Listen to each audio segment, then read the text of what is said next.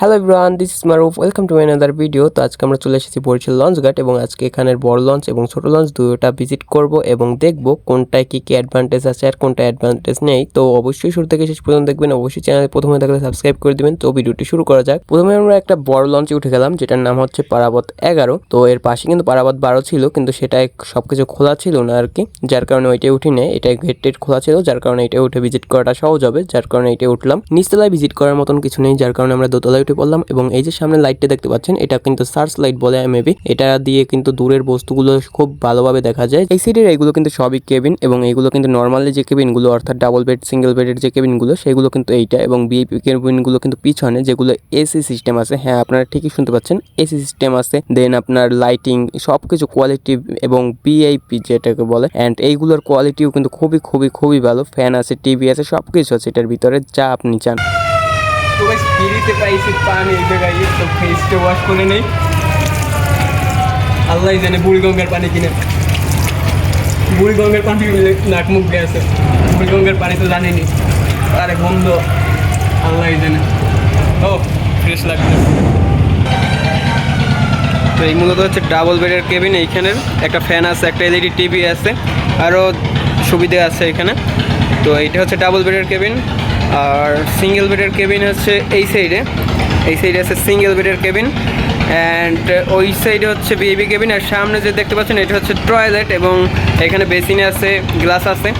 দেন এই সাইডে টয়লেট আছে, এবং এইখানে হচ্ছে এইটা হচ্ছে ভিআইপি কেবিন, অ্যান্ড এর উপরে হচ্ছে 3 তলা।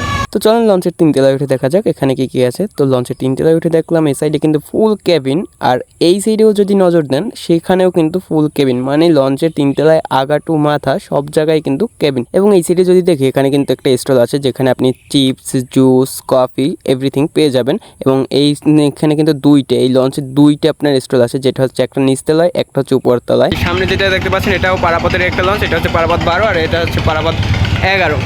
তো চলেন এবার লঞ্চ ঘাটের সবচেয়ে যে ছোট একটা লঞ্চ সেটা ভিজিট করবে এবং সেটার ভিতরে কী কী আছে সেইগুলো দেখার চেষ্টা করি, তাহলে আপনারা বুঝতে পারবেন এবং কম্পেয়ার করতে পারবেন যে বড় লঞ্চের কী কী আছে অ্যাডভান্টেজ, আবার ছোট লঞ্চের কী কী আছে। ছোট লঞ্চের সাথে বড় লঞ্চের আসলে তুলনা হয় না। এই ছোট লঞ্চের প্রবেশপথগুলো কিন্তু খুবই সরু, এবং এর থেকে একটু সামনে গেলেই দেখতে পাবেন যাত্রীদের জন্য চেয়ারের ব্যবস্থা করা আছে। এবং তার থেকে একটু সামনে গেলেই আপনারা লক্ষ্য করবেন যে আপনারা যারা ট্রলারে চড়ছেন তারা বুঝতে পারবেন যে এই যে নীলাকৃতির যে বেঞ্চগুলো, এগুলো কিন্তু ট্রলারে দেওয়া থাকে আর কি। নিচ তো ভিজিট করা কমপ্লিট, এখন হচ্ছে উপরে ভিজিট করার পালা। দ্বিতীয় তলা ভিজিট করবে এখন। তো এখানে দেখবো কি কি আছে, তো চলেন দেখা যাক। দ্বিতীয় তলায় উঠতেই এখানে দেখতে পেলাম বেশ কিছু চেয়ার রাখা আছে।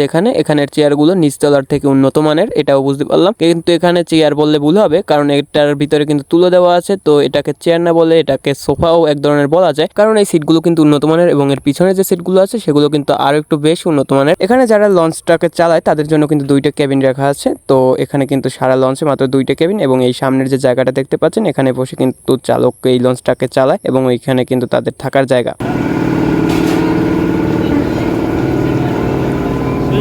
তো এই ছিল আজকের ভিডিও।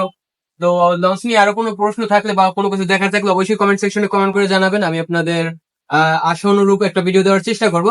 তো গাইস এই ছিল আজকের ভিডিওটি ভালো লাগলে অবশ্যই লাইক করবেন এবং চ্যানেল প্রথমে থাকলে অবশ্যই সাবস্ক্রাইব করবেন। সবাই ভালো থাকবেন, সুস্থ থাকবেন, টেক কেয়ার, আল্লাহ হাফেজ।